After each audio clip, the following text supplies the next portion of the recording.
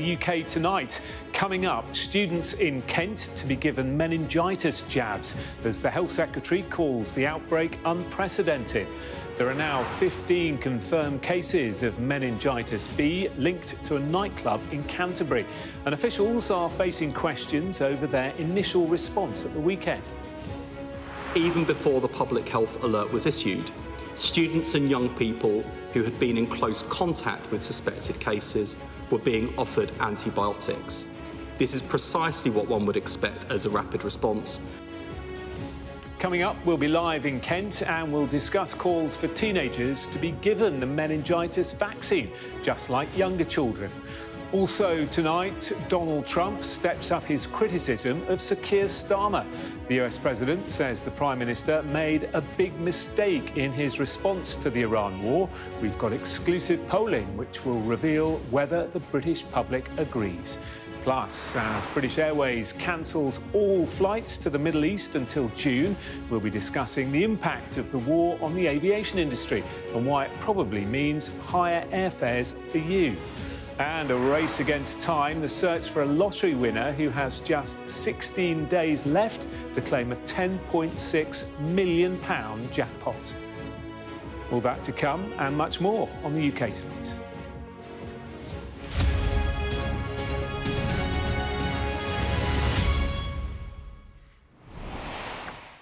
Good evening, I'm Jonathan Samuels and we start tonight with the meningitis outbreak in Kent, described as unprecedented by the Health Secretary today, with 15 cases now reported, 2 of them fatal. Students in halls of residence at the University of Kent in Canterbury are to be vaccinated in a targeted programme as officials work to stem the spread of infection. Wes Streeting told the Commons today that 700 doses of preventative antibiotics have been administered so far, and as local pharmacies report a surge in private prescriptions for the NB vaccine, there are calls for the jab to be rolled out to young adults who grow up before the vaccine was added to routine childhood immunisations. Our science editor, Tom Clark, reports from Canterbury. In response to one of the largest meningitis outbreaks in decades, students living here at the University of Kent will be offered the meningitis B vaccine to help reduce the risk of new cases. A vaccine that wasn't available to their age group before and comes too late for those who died or were left seriously ill. Kaylee Goodwin thinks her daughter Keely was one of several meningitis cases linked to club chemistry in Canterbury. She was at the nightclub last Thursday. 2 days later, she was rushed to hospital. She was delirious, she wasn't with it, she didn't know what was going on, didn't know how she got there. She was very, very, very sick. She's recovering now. She's still in isolation, but she is on a road to recovery. So, yeah, we can breathe again. You must be so relieved. Absolutely.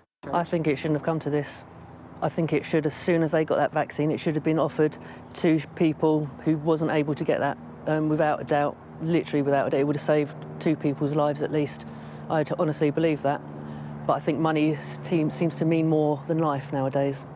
Sadly, the decision not to offer the meningitis B vaccine to teenagers and young adults comes down to cost effectiveness. The vaccine is expensive, and despite outbreaks affecting young people like those here at the University of Kent, it's still a rare illness. Babies are prioritised because they're far more at risk of severe disease. But in light of this, one of the largest outbreaks we've seen in decades, the Health Secretary has asked the committee that oversees vaccines in the UK to reconsider the cost-benefit analysis when it comes to meningitis B. One immediate concern is the availability of the Men B vaccine, now in short supply, especially locally, following a surge in demand for private prescriptions. So many people are panicking for their children about getting preventative medication, and it's just whole day long, every single minute we had a phone call. We did have some NHS 111 referrals as well. So since yesterday, I can say I have attended about 30 to 40 phone calls. Close contacts of cases and anyone who visited the nightclub are being offered antibiotics. Another strategy to lower the prevalence of bacteria behind the outbreak, reducing the risk of new meningitis cases. I was at the club the same night as one of the dates they said, and I went on the 5th, so I thought I'd better come down and just eliminate the risk, really. We all feel fine at the moment, but yeah, I thought it's better to be safe than sorry.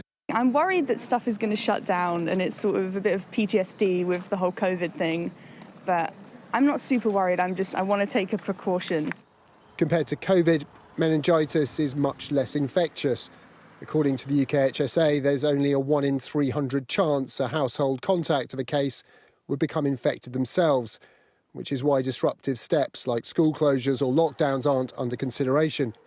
But the Health Secretary was forced to respond to accusations the UKHSA was slow to respond to the outbreak. It is important that the House and the wider public understands that even before the public health alert was issued, students and young people who had been in close contact with suspected cases were being offered antibiotics. This is precisely what one would expect as a rapid response, and I'm confident UKHSA acted as quickly and as comprehensively as possible. But questions remain as to why we're seeing such a large outbreak of bacterial meningitis, a horrific illness made rarer, largely due to childhood vaccinations, but clearly, given the right conditions, still a lethal danger. Tom Clark, Sky News, Canterbury. Well, let's speak now to our correspondent, Amelia Harper, who's in Canterbury for us this evening. So worrying this, isn't it? Not only for students, but locals as well. What's the very latest advice and help that people are being offered? Well, Jonathan, I suppose what's been going on here today is a bit of a two-pronged approach, really. First is this antibiotic drive, this planned antibiotic drive for close contacts. But at the same time, I've been spending time in pharmacies today, and there's been this private drive to try to get meningitis vaccines. So kind of two things going on both at the same time. In terms of antibiotics, we know that the UK Health Security Agency is monitoring close contacts of confirmed or suspected cases of meningitis. Yesterday, we knew that they had spoken to or notified 30,000 people in the local area to keep them informed. And then on top of that, they've got this monitoring of close contacts. And as of tonight, we know that 700 doses of antibiotics have been given out. And I've been here, Jonathan, over the last couple of days, seeing that operation that's been taking place here at the University of Kent at the Senate building, and hundreds of students have been queuing up for antibiotics. Just one pill that they've been given, and when they're at the door at the front of the queue, they've been asked to put on a mask. They've been given a QR code for information about the vaccine, about the antibiotic, and then they've been given information about the signs and symptoms to look out for. In terms of the mood here, it's slightly hard to gauge, I have to say, because pretty much a lot of students have actually gone home. It's something that we've been hearing from pharmacists today. They've been getting calls from parents of students who've actually gone home to them. A lot of the exams and the planned assessments and things like that have actually been postponed and are being rearranged at the moment. In terms of this other side of today, the planned vaccines, we were hearing in Tom's piece there that there has been this surge in people wanting to get a vaccine for meningitis. There are two different types, and the relevant one here is the Men-B vaccine. But as we heard there from the pharmacist, they are struggling to even get their hands on any. We know that there is this targeted programme for this specific Men-B vaccine for students here living in university accommodation. So that will be getting underway in the coming days. And Jonathan, we are expecting to hear another update from the Health Secretary, Wes Streeting, tomorrow at 9:30. So I suspect we'll be hearing more of the guidance and more of the updates on the numbers. OK, Amelia in Canterbury for now. Thank you very much.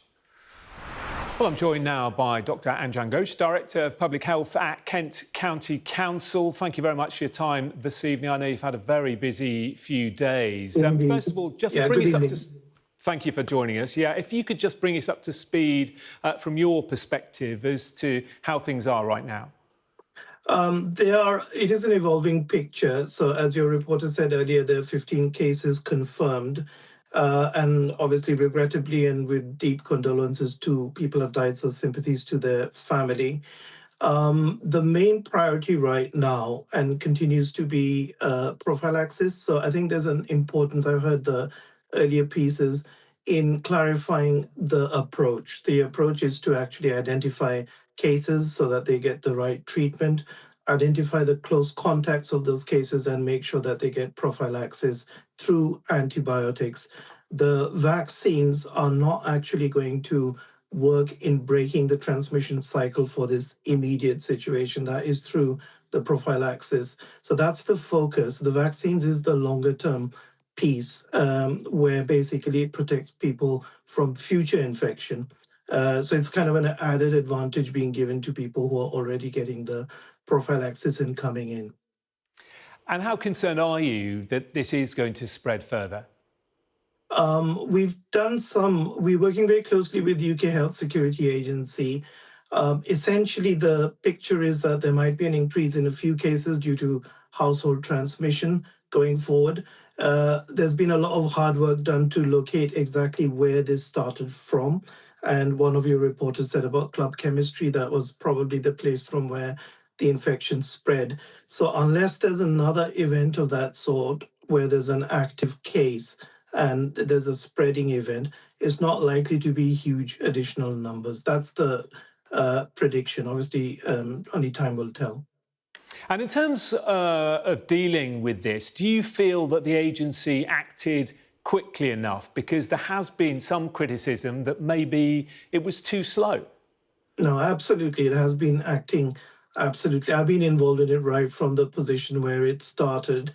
UKHSA has tried and tested protocols and ways of dealing with this. The thing that's unusual is the scale of it and the number of cases. Usually it's just a few and sporadic. This was slightly different, not slightly, quite different from that point of view.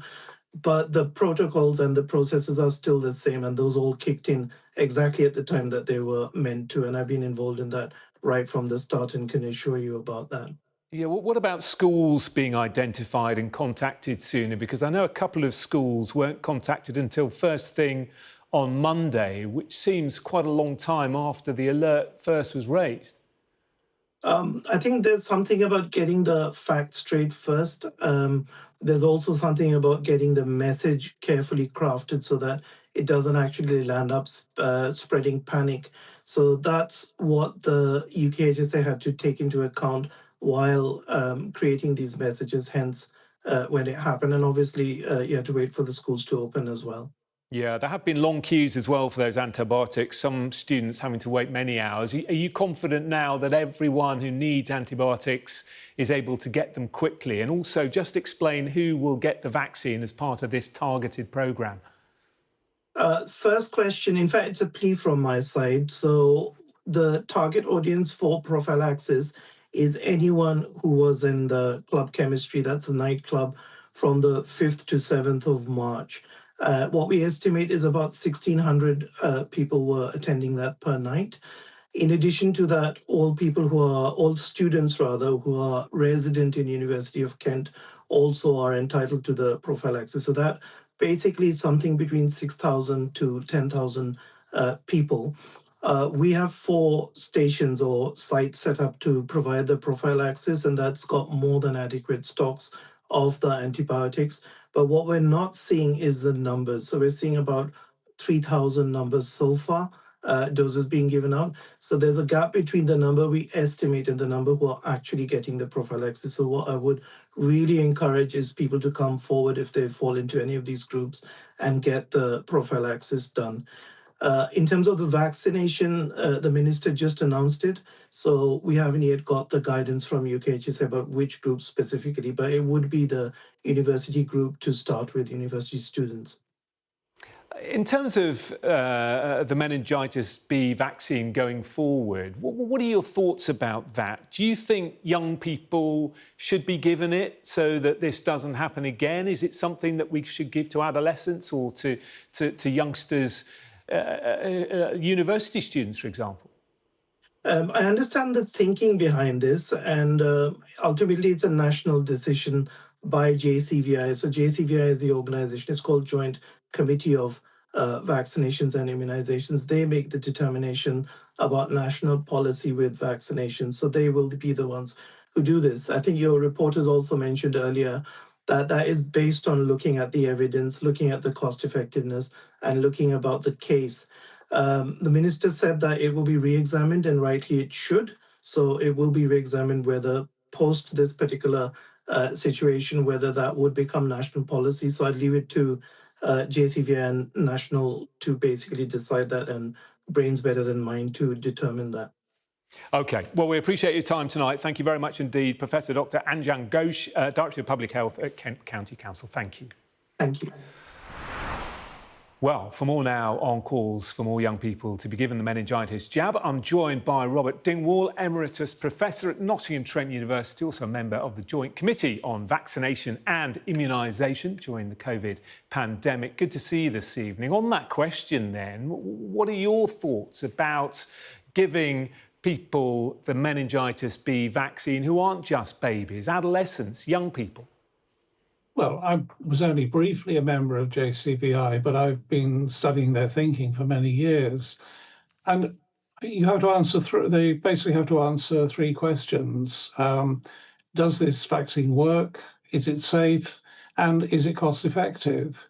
And the problem with the meningitis B vaccine is that it's really not quite as good as the vaccine that's already given for the ACWY agents that can cause meningitis.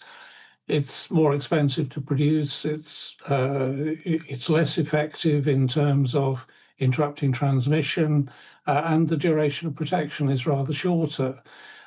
So when you put all of these things together, it's not such an obvious investment as the current efforts to give the other meningitis vaccine to year 9 and 10 in secondary schools. That's 13 to 14-year-olds, which has been pretty successful in bringing down the rates of meningitis compared with 20 or 30 years ago.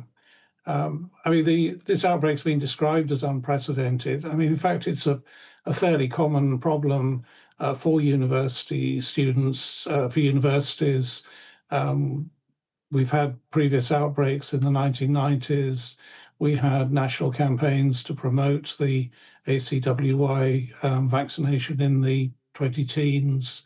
It's still the case that many universities would include this in their information for freshers, would offer catch-up vaccines, although something like 70 to 75% of teenagers were getting the vaccine, at least prior to the COVID pandemic. I mean, we must allow for the fact that that's disrupted a lot of public health work. So the case for the meningitis B, it's the sort of last the last cause, or the last significant cause of meningitis infections in this group, but it's not an overwhelming case for a mass vaccination campaign. Yeah. It's really interesting that, isn't it? So babies obviously at high risk and they get the jab, or they certainly have for the last 10 years or so. When you get to teenage years, a bit older, this particular strain isn't the one that you're most at risk of. So it sounds to me as if you perhaps agree with the Health Secretary in that, yes, it's good to review, but you think the conclusion will be perhaps don't change anything. Well, I think that's right. I mean, obviously, when you get an outbreak of this kind, it is perfectly sensible to look at the established plans and protocols and say, you know, could we fine-tune them? Could we do a better job? I suspect that the basic recommendation wouldn't change. And it's not clear to me that, in fact, the process of declaring the outbreak, notifying affected parties, could actually be speeded up very much. I mean, it's unfortunate when these things develop rapidly over a weekend. I do remember one or two of those episodes in the COVID pandemic. People are just, it's just harder to bring information together. People are not at their desks. You know, you're saying, you're asking the previous guest about notifying schools. I mean, how easy is it to track a head teacher down on a Sunday night? No, you do make a very good point. Interesting that you brought up COVID, and we spoke to you a lot, didn't we, during that period? And we've been speaking to students today in Canterbury who say we're going out wearing a mask. If we are going out at all, many people staying indoors. Plenty of students have left altogether and gone home. But actually, a lot of those measures aren't really necessary, are they, when it comes to meningitis B spreading? Oh, no. I mean, Well, there's two slightly separate points there. I mean, one is that it's not entirely helpful that an initial reaction is to go home. I mean, it's totally understandable, but it does risk spreading the cases across the whole country. And I think it is something which perhaps does justify a little bit of a sort of national attention, because individuals may have been exposed in Canterbury and turn up in Leeds or Newcastle or Carlisle, or Edinburgh or Glasgow for that matter. And those cases may not be identified as rapidly as would be the case if people were still clustered in the Canterbury area.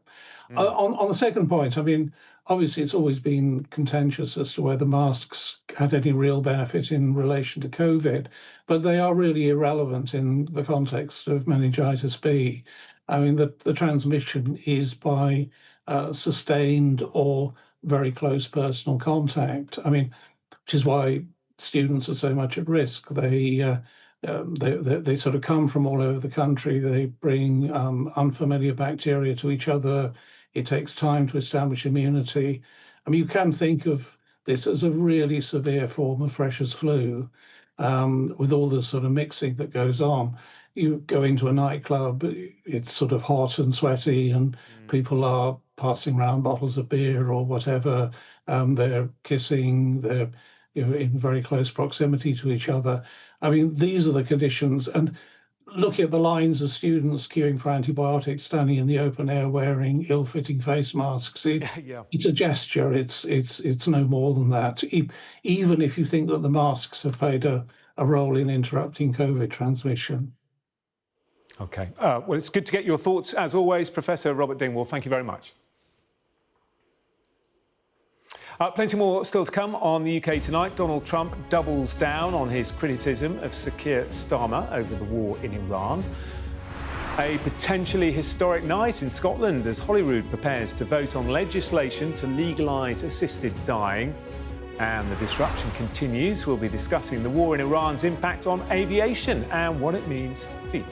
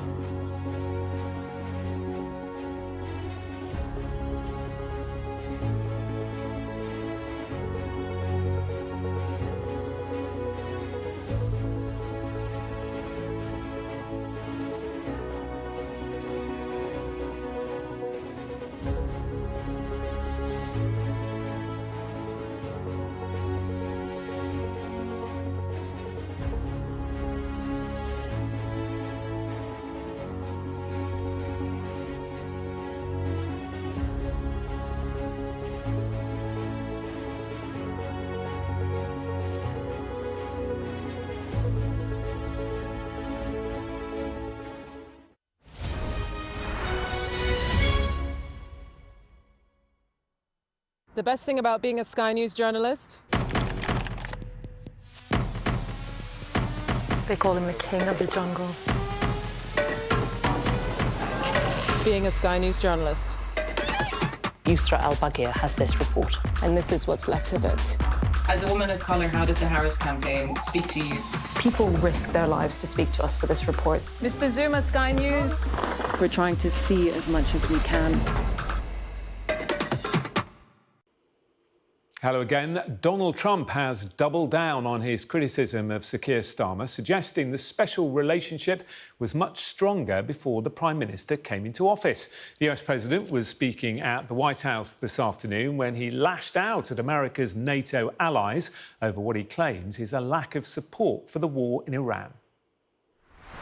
We have a tremendous long-term relationship with the UK. I mean, people would say it's the best. I don't want to get into that, but we've had, it was the longest, the oldest, should be the best. Always was the best until Keir came along, and now, and I like him. He's a nice man. He says everything beautiful. He's a very nice man with a beautiful family. Everything's perfect, but he doesn't produce. I think he's a nice man, but I disagree with him on two things, primarily. His immigration policy is a disaster, and his energy policy is a disaster. And they're about the biggest policies you can have.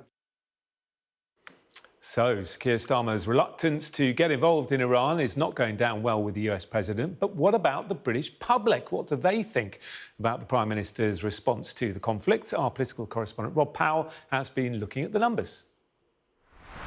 So more than 2 weeks into the Iran war, what do voters make of it and how the government has reacted to it? Well, YouGov has been polling over the last few days, and it shows that people are very sceptical still. If you look at that central question of whether Donald Trump was right to go in and take military action, just 18% of people say he was right, 57% say he was wrong, slightly up on data from the start of the war, suggesting people are getting more critical, if anything, not less. Now, if we break that down by party, you can see amongst people who voted Labour in 2024, just 10% support military action. Tories is a bit higher, but not massively higher, and that's despite Kemi Badenoch making more positive noises about the strikes. Now, Reform has the highest figure at 49%, just under half there. Now, on that question of whether the UK should get more involved, whether the UK should join offensive military action, it's even more clear-cut. 70% oppose the UK being more involved, 17% support it. Given that, you might think that people quite like the Prime Minister's quite hands-off approach. Not really. 37% of people, just 37%, think that he's responded well. 41% think he's responded badly. Similar to polling from 2 weeks ago, maybe an indication of the Prime Minister's broader unpopularity with the public right now. That said, amongst Labour voters, 59% say that he's doing well. Now, YouGov have also been asking about energy price support and whether the government should step in if the conflict leads to higher energy prices. On whether action should be taken to help the least well-off, this is the data. 84% of Labour voters say yes, just 61% of Conservative voters say yes, 57% of Reform voters say yes. But if we ask that same question, but for whether energy prices should be lowered for all voters, for everyone, not just the poorest, look at this. The Labour figure there stays about the same, but the Tory and the Reform figures, they go up massively. So strong support there, but only if everyone gets some help. You can still see, though, high levels of backing for help with bills across all the parties. And I think that suggests that if energy prices do rise substantially in the months ahead, the Prime Minister will come under a lot of pressure to step in. Rob Powell reporting. Now, a final vote on assisted dying will take place in the Scottish Parliament this evening. If the bill passes, Scotland will become the first UK nation to allow terminally ill patients to end their own lives. Our Scotland correspondent, Conor Gillis, is outside Holyrood for us this evening. Hi, Conor. Is the result still expected to be close? It is. Sources saying that it is too close to call, and this is Scotland's Parliament confronting one of the most profound moral questions it has ever faced. Many people here saying it is up there with the most consequential vote in the history of this building here at Holyrood. And if the bill passes, then Scotland will become the first UK nation to legalise assisted suicide. And it has been likened to many major social moments in this country's history when it comes to the abolition of the death penalty, for example, and also the introduction of abortion. Today here in Edinburgh, the centre of the political discussion, it has been a day for campaigners trying to make their last final pitches to the politicians inside the chamber here behind me. Supporters saying, look, this is about choice, this is about dignity, this is about compassion. Critics on the other side saying, look, this is a really dangerous move, it should not be implemented here in Scotland. People will feel pressurised in their most vulnerable states into ending their life prematurely, and instead the focus should be on improving end-of-life care, palliative care. Now, there are many questions here. Who would qualify if there is a yes vote here in the next hour or so? Well, you must be a terminally ill adult with 6 months or less to live. You must be mentally capable of choosing. 2 doctors would need to sign it off, and then the patient themselves must self-administer that medication. The doctors cannot assist with that exact moment. The question as well, can people travel from elsewhere in the UK? The short answer to that is no. You must be resident in Scotland for a minimum of 12 months, and you must be registered with a GP. Now, clearly, there is a wider debate going on that has been well talked about here on the UK tonight in terms of the debate around assisted dying in England and Wales. Clearly, the MPs and Lords have been examining that. It's currently stalling in the Lords, and it now looks unlikely to pass. But as for here in Scotland, things appear to be on a knife edge. Everyone we've been speaking to says it's too close to call. We are expecting the vote possibly now around 9:30, and we'll bring that live to you here on Sky News. OK, speak to you later, Connor. For now, thank you. Do stay with us. Still to come on the UK tonight as the government unveils its maternity care task force. Sky News hears from mothers failed by the system. And Gerry Adams denies being a member of the IRA at the High Court.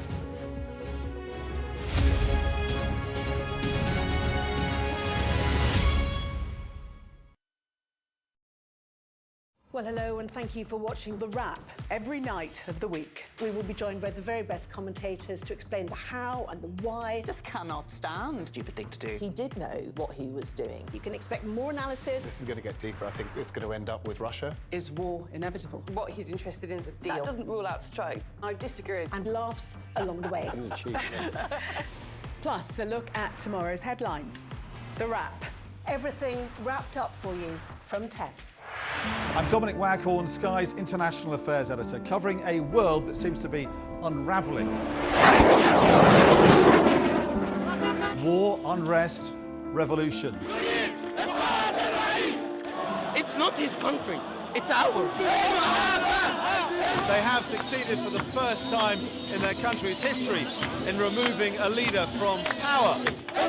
No freedom! Sky News, the full story first. There was fighting here, but there's clearly now a lull, and they're using it to bring up more ammunition. This is a mass exodus in which Russia is hemorrhaging some of its brightest and its best. According to the local weather channel, there have been more than 2,500 lightning strikes and flash flooding, all on top of this week's lethal tornado. What stays with you most in this job is some of the people you meet. What is your worst fear about what the Russians want to do to the children? They're just boosting demographics by stealing young people. Would you like to take the opportunity, Mr. President, on Sky News to invite Barack Obama to come here? Mr. Trump, are you running for president? Can you confirm it? We're going to take a look, a very serious look. On that day, we saw your fighters killing women, killing children. Was that a mistake? Did you go too far? You couldn't control your fighters? The full force of the state is being used to crush any protest. Free wherever you get your news. It's half an hour now past the deadline that Hamas issued, and we've now seen a third barrage of rockets coming in. Another alarm. The mood here is jittery and nervous.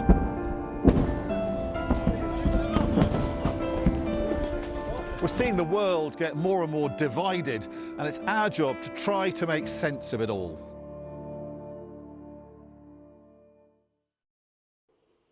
Hello again. Now, the Health Secretary has announced a new task force to help improve the quality of maternity and neonatal care in England.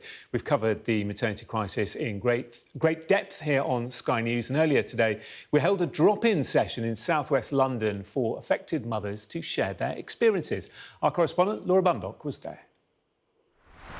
We've spent a couple of hours today here at a play cafe in South London having a conversation about maternity. We basically invited mums to come and join us and have a chat to talk about their experiences from pregnancy to birth to the experiences they had after giving birth and those all-important first few weeks and the following months. And women today have shared their stories. We wanted to hear everything, what worked really well for them, what could have been done better, and most importantly of all, perhaps what needs to change in the future. And I should warn you that some of the stories you're going to hear do contain references to birth trauma and suicide. Once you leave hospital, how was that, Anita? Yes, I was pretty poorly. I couldn't move around. Thank goodness I had a cousin who came and stayed with me for a week, and she just did everything. Was she on standby for this, or was she just one of those super cousins? Yes, super cousin. Right. So yeah, she came to the house and she just cleaned up and did everything, the meals, and washed my son because I couldn't hold him. Yeah. You know, I was in a lot of pain. I had to get myself a frame thing in the bathroom to be, you know, going to the loo and things like that. So it's quite traumatic. So you're trying to connect with your child, do as much as you can, but you're in a lot of pain. And there's one child, and he's 10 years old almost now, but that still sticks with me. I think about it, how much I couldn't do. Like postnatal depression kicked in for me, and it was a really hard one to recognise in myself because I just put it down to feeling tired. I was like, I'm tired. And it got to a certain point when she was about 7 months old that I just thought, this has gone on for too long now. Like, this can't be normal. This isn't how I should be feeling. Definitely not how I should be feeling. Yeah. And was that so 7 month period when you went to try and find the help that, Yeah, I remember very clearly, her baby, you're just walking the streets with a buggy trying to get them to sleep. And I just remember having this horrible feeling of like, if we both weren't here, nobody would really mind. Yeah. And that was such a horrible feeling. And I just thought, I can't, this isn't normal now. Well, we would love to hear your maternity stories as we try to build a broader picture about exactly what's going on with maternity services right around the country. You can email us maternitystories@sky.uk. Gerry Adams has denied being a member of the IRA and told a court today he had no involvement whatsoever in bombings carried out by the group. The former Sinn Féin leader has been accused in a civil case of being responsible for 3 bombings in Britain during the 1970s and 1990s. But appearing at Royal Courts of Justice today, Mr Adams denied any involvement in those attacks. He's always denied being a member of the IRA. Our correspondent Barnaby Papadopoulos has more. Gerry Adams was at the heart of the Republican movement for decades, the president of Sinn Féin for almost 35 years. He's been a huge figure in both British and Irish politics, but today was the first time he has ever taken to a witness box in an English court and provided evidence. He spent the morning talking about his youth, his involvement in the Northern Ireland Civil Rights Association and his belief that a peace process was needed to bring peace to Northern Ireland. He also denied any involvement in the bombings on the British mainland in 1973 and 1996, and his defence counsel pointed out that he had never been questioned by police or arrested in connection to any of them. But much of the day was dedicated to a cross-examination of Adams, and it was put to him repeatedly and in a variety of ways that he was once a member of the Provisional Irish Republican Army, the IRA. Adams repeatedly denied that. He was asked if he'd supported the IRA's campaign. He said, "I do not defend all the IRA's actions, but my position is based on the broad principle that people have the right to resist occupation." He was asked about the bombing campaign on the British mainland. The claimant's barrister suggested to Adams that he'd supported that campaign as a way of getting the British government to the negotiating table. He denied that and said he hadn't supported the bombing campaign. He said he'd always sought peace. "I hope to live in a united Ireland," he said, "but if I do not, I will go to my grave content that I played a role." This case is really about what role exactly Adams did play. It's a case which is about legacy. The three claimants who've brought this case were injured in IRA bombings in 1973 and 1996. They're each seeking £1 in compensation. This isn't about the money. This is about the role that Adams allegedly played. They want a judge to find that he can be found liable for those bombings because they say he was a member of the IRA. But for Gerry Adams, this is about legacy too. He sees himself as an architect of the peace process, but he's never denied supporting elements of the armed campaign to remove British rule from Northern Ireland.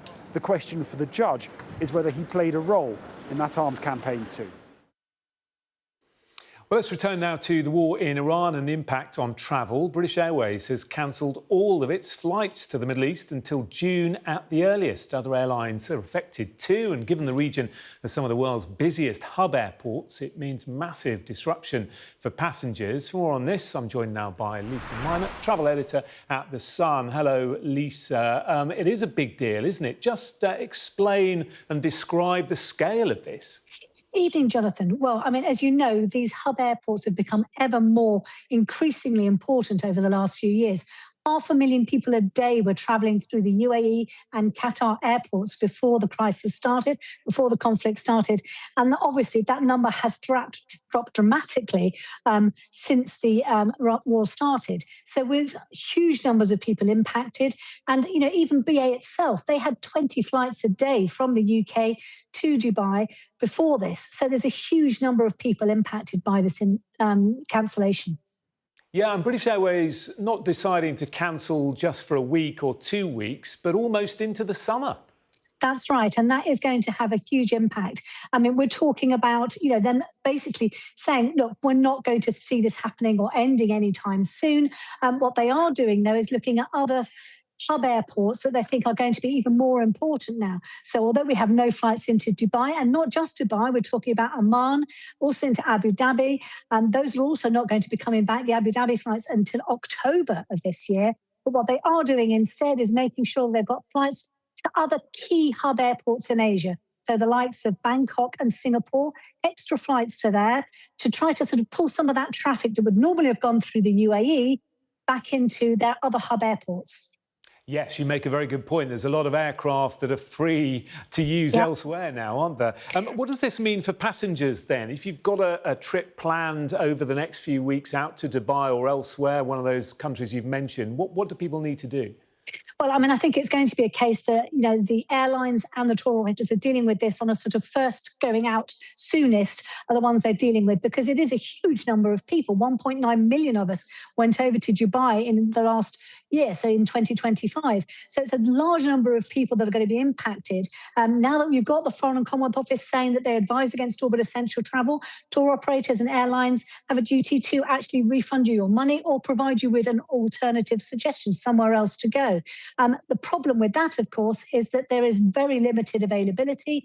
Lots of people still trying to get back from places in Australia and Asia itself, you know, with that limited amount of flights that are still going through the UAE.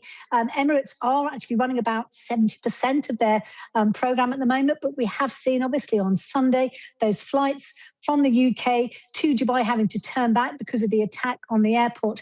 And that uncertainty means that people aren't going to be looking to travel that way anytime soon. So how has the war in general affected people's booking patterns? Are people deciding not to fly at all? Have numbers dropped, or are they just choosing different destinations? There's a little bit of both. So I think that, when you get this kind of conflict that impacts a large proportion of, the sort of the globe, it does have an impact. Hays Travel reporting that their bookings are down 9% on where they would expect them to be at this time of year. We had On the Beach last week saying that they thought that this was going to have a big impact on the Eastern Mediterranean region. So places that are not impacted at all by the war at the moment, that are not on any kind of Foreign Office advisory, the likes of Turkey and Cyprus, but they're still seeing a big drop in demand for those destinations. And the likes of TUI are saying that they're seeing a big increase in demand for the Western Mediterranean destinations. So the traditional Spain, Italy, Portugal. But as that demand goes up for those, they're going to be ever more expensive. And this is a very cost-conscious market at the moment anyway. Cost of living crisis is still a big thing. And I think a lot of those tour operators were really reliant on a lates market that's now going to be even more fractured. Well, it's interesting you talk about cost because, of course, oil is another issue, isn't it? We know airlines hedge against fuel over a period of weeks and months. But, of course, it's going to get to a stage, isn't it, where prices are suddenly hit with a jump and that'll get passed on to the consumer. That will be, yes. I mean, fuel surcharges are going to be possible, something that's going to happen. I mean, a lot of our major airlines and tour operators, as you say, they hedge, they know what the position they're going to be in for a certain number of weeks and months. But if this continues, if the crisis continues, the war and the conflict continues, then I think we are going to see a point where we're going to start to see people who booked flights being told, actually, there is now a fuel surcharge on your flight. OK, it looks like you're in a restaurant and we may have interrupted your dinner. I hope your main course hasn't gone cold. Lisa Minot from The Sun, thank you very much.